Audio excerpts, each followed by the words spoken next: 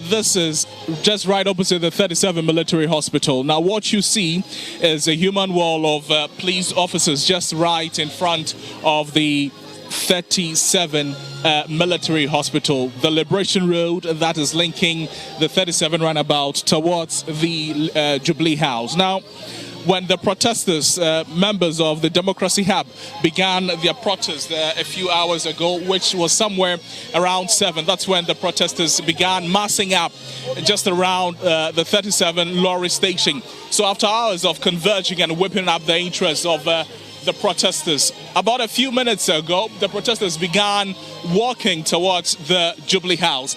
And if you're familiar with the 37 routes pretty well, you know that just opposite the Lands Commission, the runabout there, if you take the third exit of the runabout, you're going towards the 37 military hospital, towards the Jubilee House. So when the protesters began walking, when they got right in front of the 37 military hospital, then the police began also coming, and a human wall was formed by roughly about some 30 police officers. At the moment, the number of the police officers have increased. If you within your shot, you see members of the Democracy Hub group who have taken seats on the bare floor, that if the police is not going to allow them protest peacefully towards the Jubilee House, they have no option than to take seats on the floor.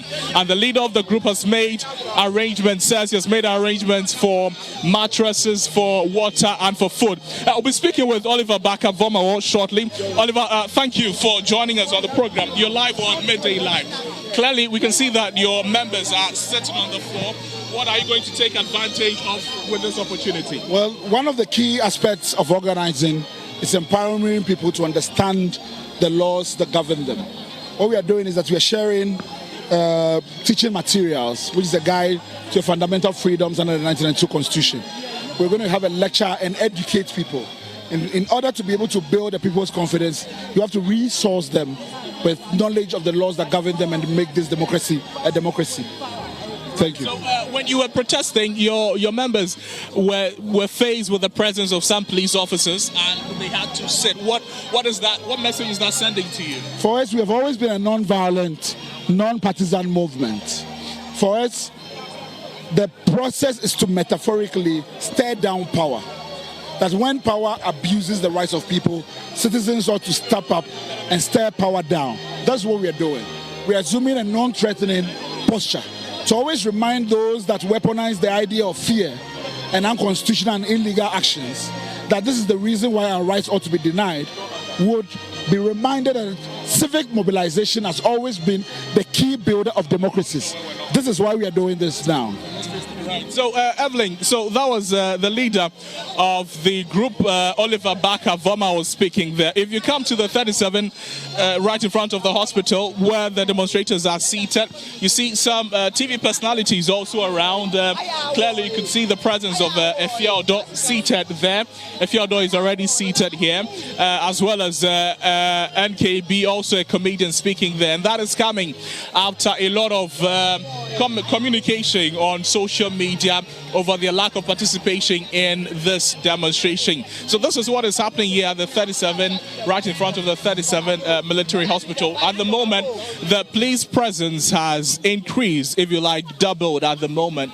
The police have called for reinforcement, and then the protesters are seated down, if you like, just having to go through the demonstration, maybe not as they planned, but not backing down in their quest. We'll speak with a few of them on what they make of the latest intervention by the police service on what the development is. We'll be speaking with one of the protesters shortly.